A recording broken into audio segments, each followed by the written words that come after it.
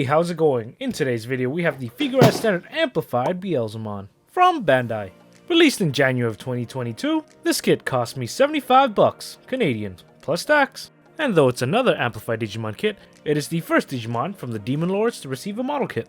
They are a group of powerful Digimon, which represents the 7 deadly sins, and our pal Beelzemon over here represents gluttony. Which is weird. I understand that demon Beelzebub is gluttony, but I would have thought LiQWYD was gluttony because he has a big mouth.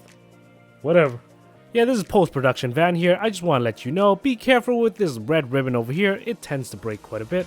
I had to re-glue this like 6 times, so just letting you know, be very careful. Anyways, let's start the review. We got a cool looking box art over here. Beelzemon is dual wielding his signature double barrel shotguns, like some kind of desperado. And on the side of the box, we got a variety of poses. This kit definitely looks fun to play around with. A lot of emphasis on his weapons and where to holster them. This kit definitely has some new engineering going on with it. Much different than any other Digimon kit that's been released. On the other side, we got a neutral image of the model kit, unpainted, and also the painted version, front and back. Looking pretty good. Looking like quite a bit of detail on this kit, so let's take a look at the kit now.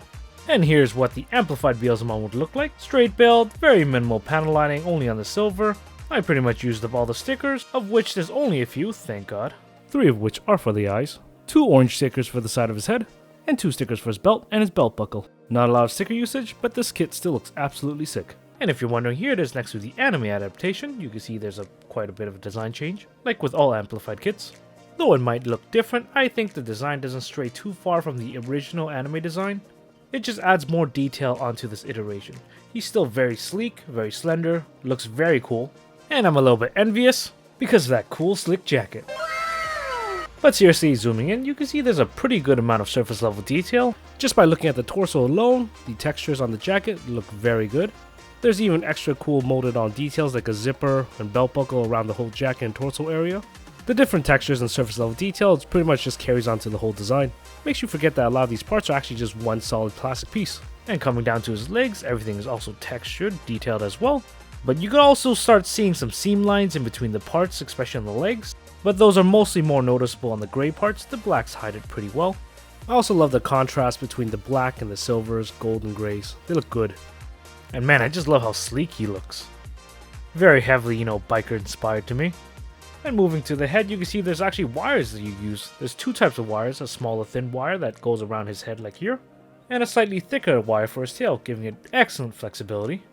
Pretty cool extra detail they put on. Also, I did panel line his mouth, so then you can see his mouth. Without it, you can't see it at all.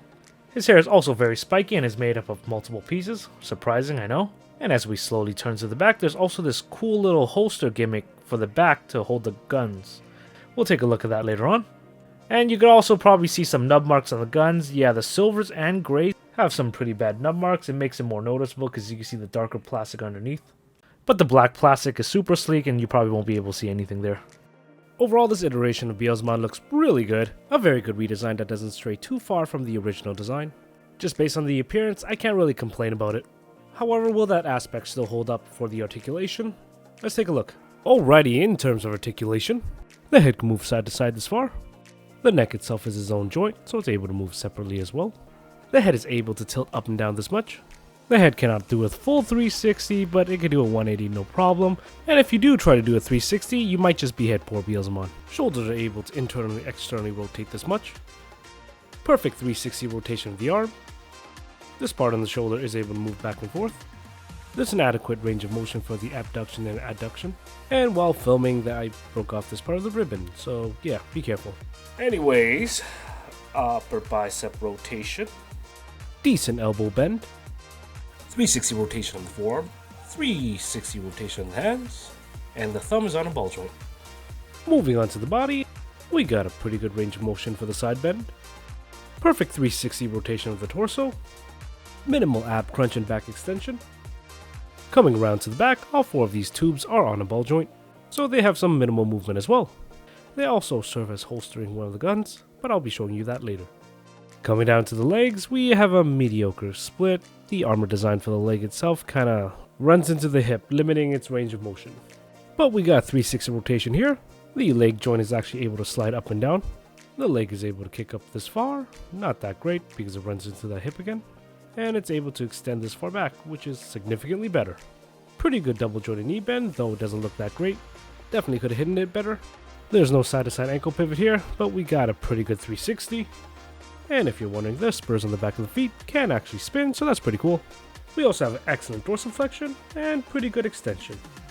Lastly, we have the tail, consisting of several segments attached onto a wire, similar to that on the head, but a little thicker. It's a good design incorporating that wire, gives the tail a lot of flexibility. So pretty much overall articulation is relatively decent. Range motion for the elbow, hips, and head are slightly limited, but they're not too bad. You will still be able to pull off a lot of cool poses without much issue, so that's the most important thing. Also, it could do this lotus position, which is pretty cool. Moving along, as for extras, firstly we got the trigger finger claws, used for holding the Beelzemon shotguns. And thankfully the claws are fairly easy interchangeable, you just slide them out and stick them in. Next up we got the Beelzemon shotguns. I'm not sure if they're actually pronounced that, I'm just following what the wiki says. They are virtually identical to one another and they're fairly detailed. They also got a couple slots onto the gun itself for different usages. To equip it to the gun, you got a basic slot and peg design, slide it right in, and slide on the hand. Pretty solid connection, and pretty much the only way you're probably going to be posing this kit. And it's definitely a very good look, very bandito style. Alternatively, there are slots on the side of the guns, which go on the pegs on the side of the shins. And these are just places where you could just holster the guns. Just a cool little extra. Alternatively, you could also socket the gun right into the back. There's a peg on top of the gun where you slide right in here, and like I said earlier, you could actually move these tube things to encompass and hold the gun. Also pretty solid connection. Lastly, we have the action base adapter. To attach the adapter, you gotta take out the tail, thread the tail right through the action base adapter, then reattach the tail. Get yourself an action base, not included. Now we have Beelzemon in some nice dynamic aerial poses, which look very good. Though this kit doesn't have much extras, for what it has, it does a very good job. And now let's do a shake test. Since everything's equipped, the action base adapter and his hands and accessories, let's see how well he can hold on to everything. Let's hold him by his chest. Same thing. So far so good.